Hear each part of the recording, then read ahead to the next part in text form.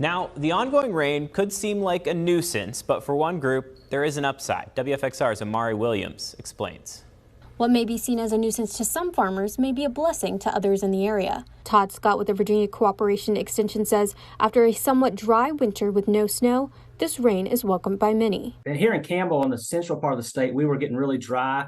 This farmer, the crops had been planted a few weeks ago and they were starting to get really dry. So this rain hit at a great time. Scott says the rain is convenient, but is unusual at this time. The weather pattern is a little bit different. And I've noticed like a week or so ago, we had a lot of wind coming out of the east. He says the weather event known as El Nino has had an effect on the growing season. El Nino happens when a large band of warm water develops in the Pacific Ocean. WFXR meteorologist Tab O'Neill explains what happens next. Moisture that comes in off the Atlantic Ocean is exactly what's been going on this week. We'll continue to see periods of this right on through the rest of the summer into the fall, and probably a pretty good impact from El Nino next winter. Scott says the rain has helped those growing corn and soybeans, as well as cattle farmers.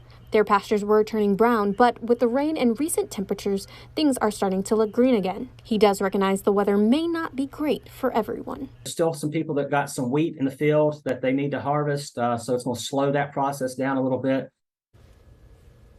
And that was Amari Williams reporting. Scott also warns that those with vineyards and apple orchard may see moisture damage and fungus once those temperatures warm back up.